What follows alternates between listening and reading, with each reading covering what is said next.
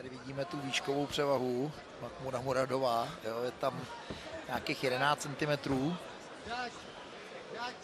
Váha samozřejmě musí být, nebo v den váhy musela být stejná. Vůbec bych se nedivil, kdyby Mach vystartoval na Tata Primeru, ale je to přesně naopak, kdy Primera drží střed klece.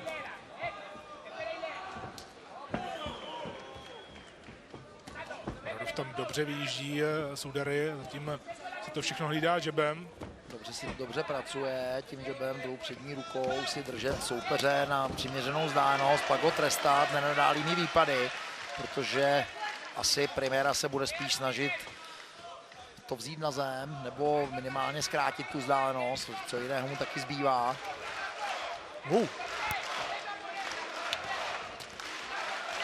Hezký zadní low kick.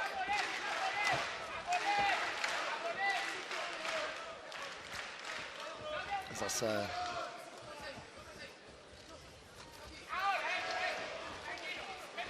je vidět, že ta rychlost a ta dynamika je na straně Muradova. To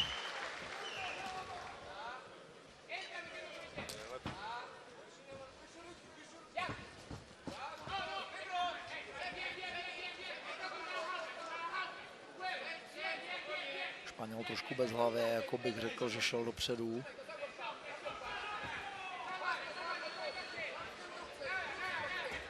Tohle je pozice, kde Muradov nebyl vůbec v žádném nebezpečí, proto zachovával klid a úplně snadno dokázal tu situaci přetočit ve svůj prospěch. Bylo vidět, že si je i svojí věcí, že absolutně nespanikařil, neměl proč. Tohle asi jsou sice nepříjemný granáty, ale to by Mach musel napůl spát, aby tohleto zežral. Naopak teďko Muradov hezky trefil z té zadní.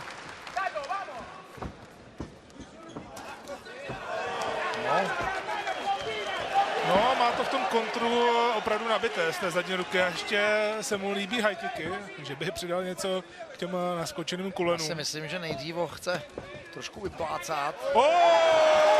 Tak to byl tvrdý zvedák a je konec. Nádherná práce. Michale, to zase bylo rychlejší, než jsme čekali. Ne, že bychom si to nepřáli, ale tady to bylo teda hodně rychlý. Teda dneska nám to odsejpá, to jsem nečekal ani náhodou.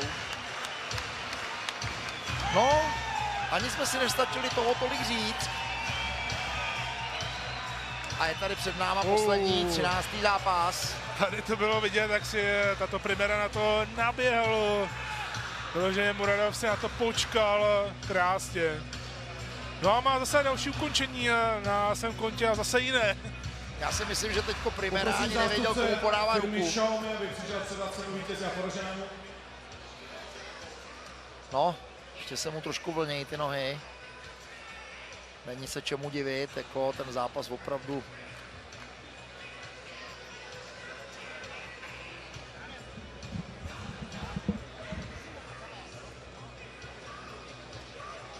Snadná práce od Macha Muradova, který si tak připisuje další výhru.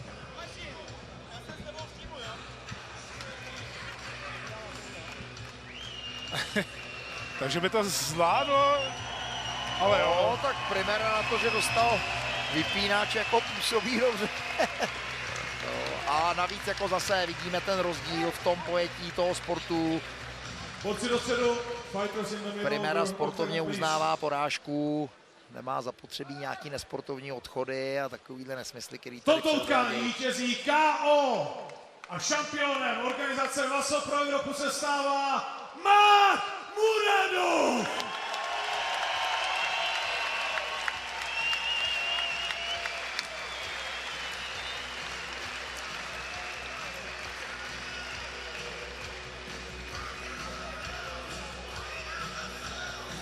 Ceny se dávají za tuto firmy Xiaomi.